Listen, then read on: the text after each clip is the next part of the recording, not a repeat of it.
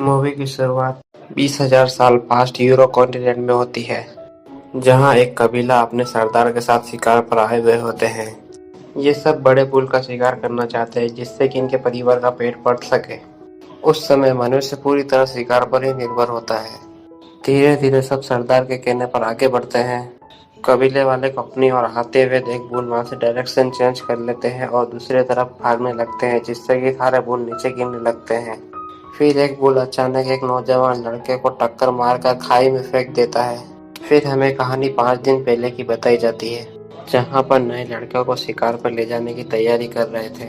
उन्हें तेजधार हथियार दिए जा रहे होते हैं। उनमें से एक सरदार का लड़का होता है, जो इसको भी शिकार पर जाना होता है। इस लड़के का नाम कीड़ा होता है। कीड़ा शिकार के बारे में कुछ भी नहीं जानता है। कीड़ा ने आज से पहले कभी शिकार नहीं की था, इसलिए वो थोड़ा घबरा रहा था। वो अपने पिता और कबीले वालों के साथ जाने लगता है। तभी उसकी माँ पीछे से आवाज देती है कि इसे नहीं भेजना चाहिए। तभी कीड़ा के पिताजी समझाते हैं कि हमें इसे अभी से मजबूत करना होगा, आगे जाके इसे ही सरदार बनना है। माँ गले लगाकर कहती है कि सफल होकर आना। सरदार का दोस्त एक कबीले पर मिलते हैं, जिन्हें कबीले वाले अपने पूर्वजों की निशानी मानते हैं। एक पत्थर पर हाथ का निशान भी होता है। वो घाटियों से जा ही रहे होते हैं कि वो एक पीक का शिकार करते हैं। कबीले वाले पीक को पकड़ लेते हैं और कीड़ा के पिता कहते हैं कि तुम इसे मारो, लेकिन कीड़ा इसमें नाकाम हो जाता है। उसने आज से पहले किसी को नहीं मारा होता है। फिर सरदार उस पीक को मार देते हैं और रात को उसका भोजन बना के खाते हैं।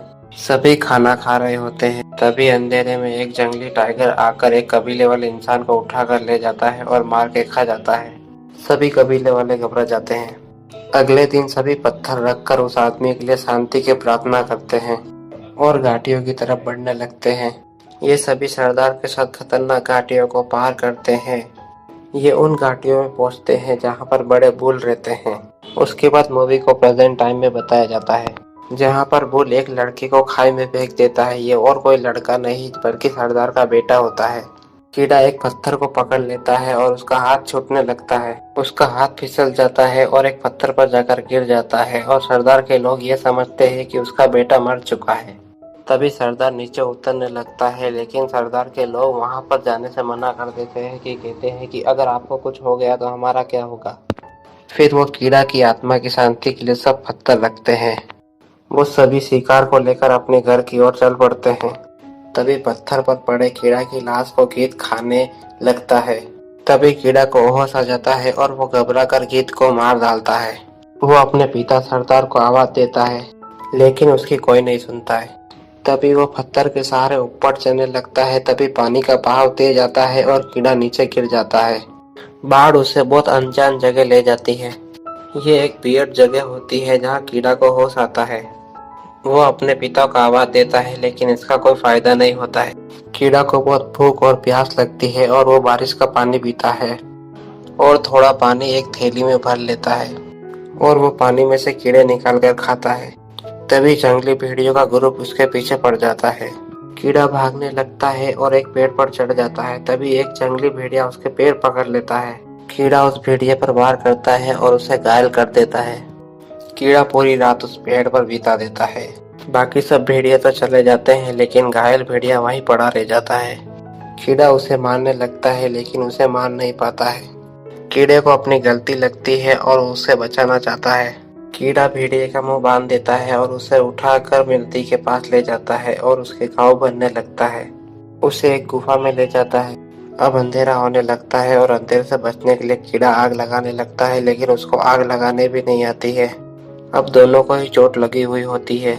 अगली सुबह कीड़ा पेड़ की पत्तियों को इकट्ठा कर कर कूट के अपने पैर पर लगाता है। कीड़ा को बहुत जोर से प्यास लगती है और वो थैली से पानी निकाल कर पी लेता है। अब भेड़िए को भी प्यास लगती है, तो कीड़ा अपने दोस्त बनाने के लिए भेड़िए को पानी देता है।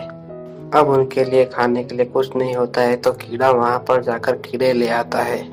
किसी तरह वो अपनी भूख मिटा लेते हैं। कीड़ा को लगता है कि अब उसे शिकार करना चाहिए, जिससे कि उसके शरीर में ताकत रहे। ताकत रहेगी तो वो जल्द से जल्द घर जा सकेगा और कीड़ा इस बार एक खरगोश का शिकार करता है। कीड़ा अब आग भी जला लेता है और कुछ पत्थरों से वो औजार बनाता है। उसे रात में अपने घर की याद आती है। तभी उसे अपने हाथ पर निशान दिखते हैं जो तारों की दिशा बताते हैं और उसे अपने घर के रास्ता भी बताते हैं। कीड़ा अपने घर की ओर निकलता है और भेड़िया भी उसके पीछे पीछे आता है। असल में यह फीमेल भेड़िया होती है। कीड़ा इसे अल्फा कहकर बुलाता है। कीड़ा और फीमेल भेड़िया के बीच में दोस्ती हो जाती है और वो दोनों एक साथ शिकार करते हैं। रात में इतनी ठंड होती है कि अल्फा कीड़ा के पास जाकर सो जाती है। अब दोनों में गहरी दोस्ती भी हो जाती है। वो दोनों एक साथ नहाते हैं और तभी अल्फा मछली को पकड़ लेती है। तभी कीड़ा को पता चलता है कि अल्फा एक अच्छी शिकारी है। अब ठंडी पड़ने लग जाती है और बर्फ भी पड़ती है, जिससे कि उनकी कठिनाइयां बढ़ जाती है। वो सुनसान पहाड़ियों में होते हैं। तभी भेड़ियों का झुंड आता है। तभी अल्फा उन्हें समझा देती है, जिससे कि भेड़िया वहां से चला जाता है, लेकिन अल्फा भी उसके साथ चली जाती है। कीड़ा फिर से अकेला हो जाता है। अगली सुबह कीड़ा को अल्फा का झुंड फिर से दिखाई देता है। वो अल्फा की ओर भागने लगता है। तभी बर्फ की परत टूट जाती है और कीड़ा पानी में डूबने लगता है। तभी अल्फा वहां आकर कीड़ा को बचाने लगती है। कीड़ा को वो जैसे तैसे बाहर निकाल लेती है। कीड़ा पूरी तरह से पानी में भीग गया होता है।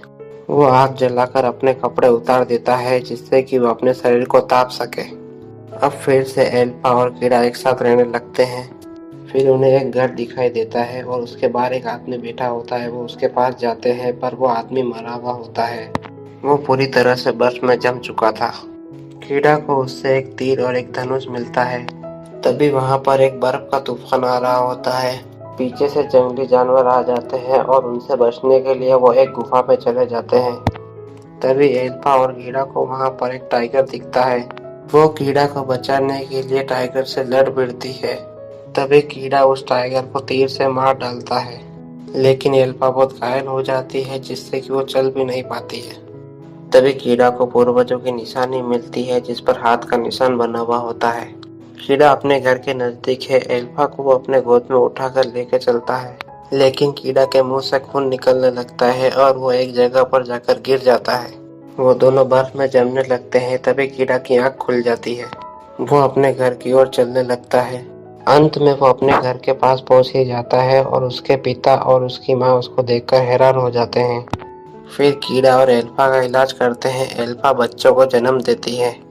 कीड़ा बहुत खुश हो जाता है।